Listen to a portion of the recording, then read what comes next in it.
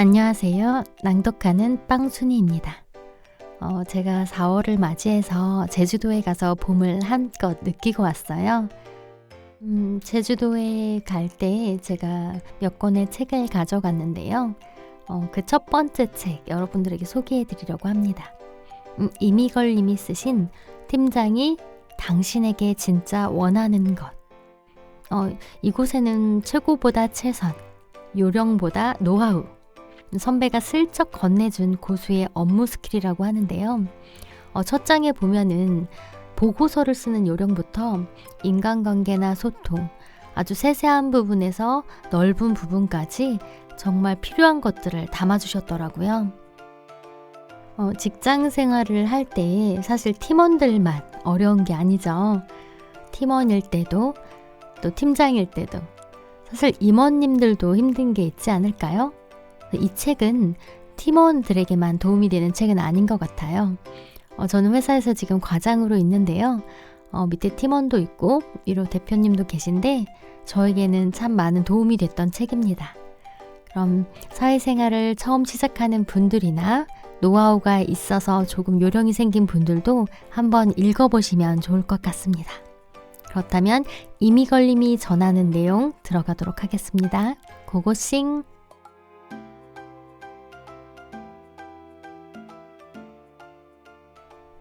입사는 새로운 시작이다.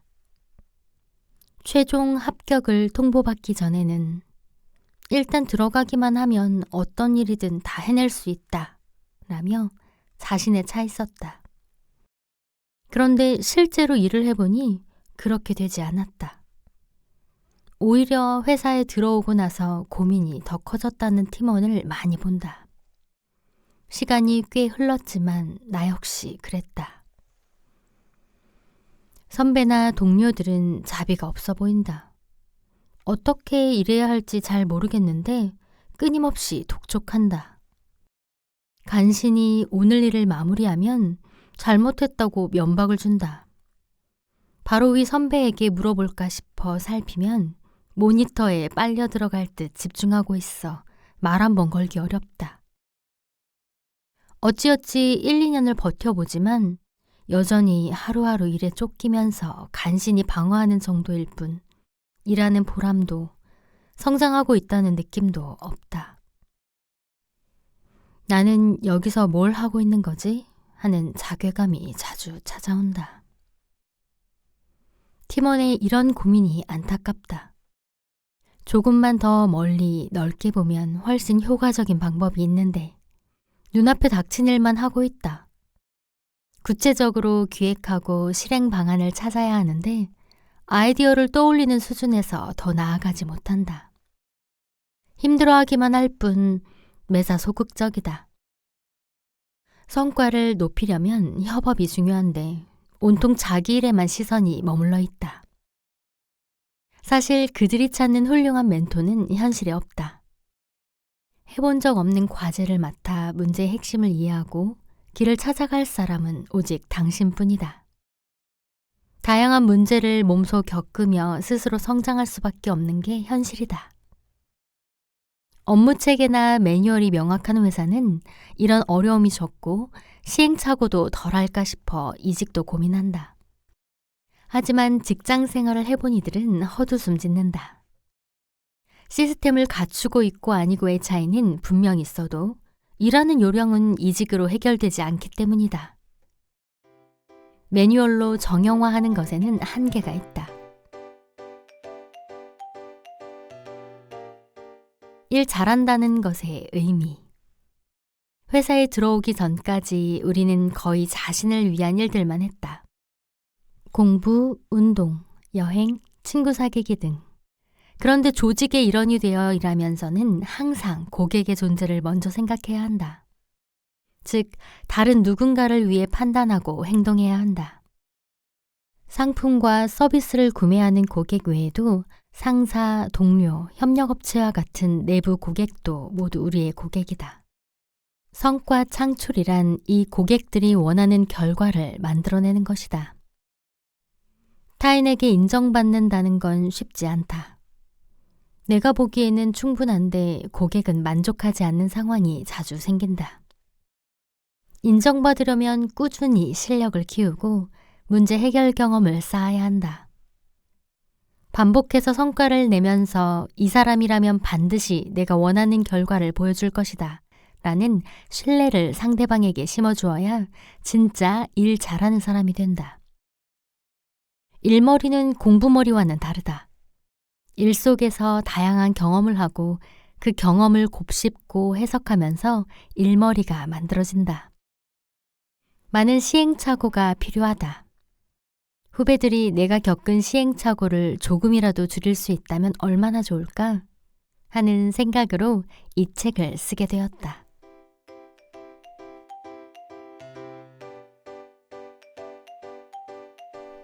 벽을 넘는 방법.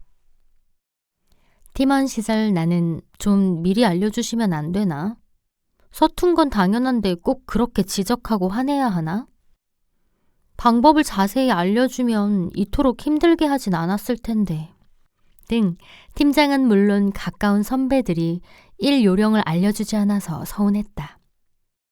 하지만 시간이 지나면서 그들도 자기 일에 치여 미처 누군가를 살필 시간이 부족하다는 걸 알았고 목마른 사람이 우물 파듯 내가 먼저 다가가 물어볼 때 그들은 자기가 터득한 일 요령을 친절하게 알려준다는 사실을 알게 되었다. 질문을 어떻게 하느냐에 따라 선배의 대답이 달라진다는 사실도. 요즘 팀원들의 얼굴을 마주할 때면 그들이 원하는 것은 무엇인지 살피게 된다. 한 팀원을 붙들고 일일이 이때는 이런 게 더 낫지 않을까? 이야기하고 제안할 수 있으면 좋겠지만 나 역시 업무와 성과에 쫓기는 데다 팀장과 이런 대화를 반기는 팀원은 그리 많지 않다.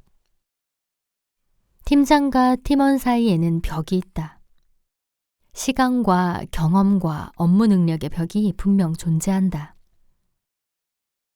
하지만 그 벽이 소통 단절에 막히면 팀 운영과 성과는 물론 회사 생활 자체가 고통스러워진다. 팀장이 내게 원하는 것은 무엇일까? 팀원이 제대로 일하게 하려면 팀장은 무엇을 알려주면 좋을까? 이런 질문은 팀장과 팀원 사이의 벽을 허무는 첫 걸음이자 가장 현명한 방법이 될 수 있다.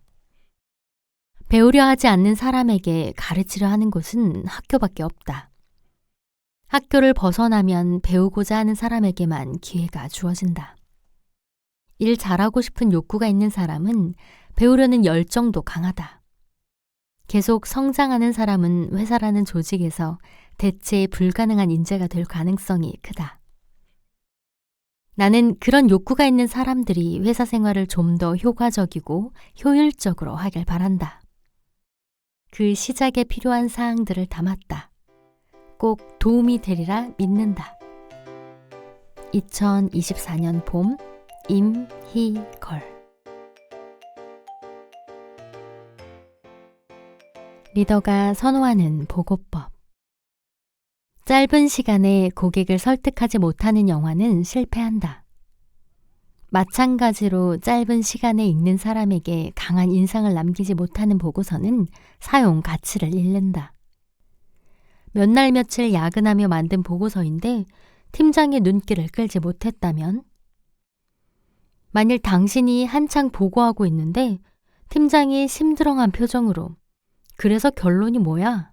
라고 말한다면 그날 보고는 전략을 잘못 세웠다는 뜻이다. 보고는 마케팅과 같다. 보고를 잘 하려면 핵심부터 얘기해야 한다. 제일 중요한 것은 무엇일까? 결론이다. 결론이 먼저 나와야 한다. 두 갈씩이다. 영화 예고편은 결말까지 보여주지는 않지만 핵심 내용을 보여주면서 관객의 관심을 한순간에 끌어낸다. 이 영화는 슈퍼히어로가 지구를 점령하려는 악의 화신과 싸우는 내용이다. 최첨단 컴퓨터 그래픽을 활용해 지금까지 보지 못한 시가지 전투 장면을 생생하게 담고 있으니 감탄하게 될 거야. 주인공이 친한 동료에게 배신당하는 반전도 있지. 어때? 어떻게 보고해야 보고서를 읽는 사람의 관심을 끌까? 어떻게 하면 내 의지를 관철하고 원하는 방향으로 일을 추진할 수 있을까? 어떻게 하면 팀장이 내 의견대로 바로 의사결정을 할까? 관객이 영화 예고편을 보고 예매를 할지 말지 결정하는 데는 불과 2, 3분도 걸리지 않는다. 팀장 역시 당신의 보고서나 기획서를 보고 진지하게 검토해서 실행할지 더 보완해야 할지 결정하는데 몇 분이면 충분하다. 그렇다면 그보다 훨씬 짧은 시간에 시선을 확 끄는 무엇이 있어야 한다.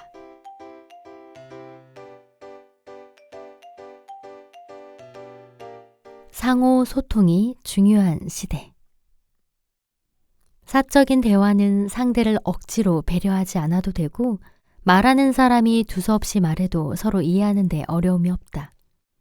아주 친한 사이라면 대충 말해도 적당히 알아듣곤 한다. 하지만 회사에서 사용하는 대화, 즉 공적 소통에는 뚜렷한 목적이 있다.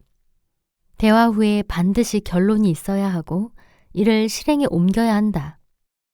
상황을 파악하고 의사결정하기 위해 소통한다. 의사결정을 내려야 하는 사람은 신속하고 정확한 판단이 필요하기 때문에 결론을 모른 채 이런저런 이야기로 시간을 끌면 피곤해한다. 주니어 팀원은 사적 소통에 익숙한 세대다. 특히 온라인에 강하다. 온라인에서 좋아요 숫자를 보면서 자신의 소통 능력을 자신한다. 그래서 공적 대화에서도 자신의 입장과 상황을 인정받고 이해받고 싶은 욕구가 있다. 상대가 어떤 말을 듣고 싶어 하는지보다 자신의 이야기를 들어주고 인정해주고 이해해주기를 바란다.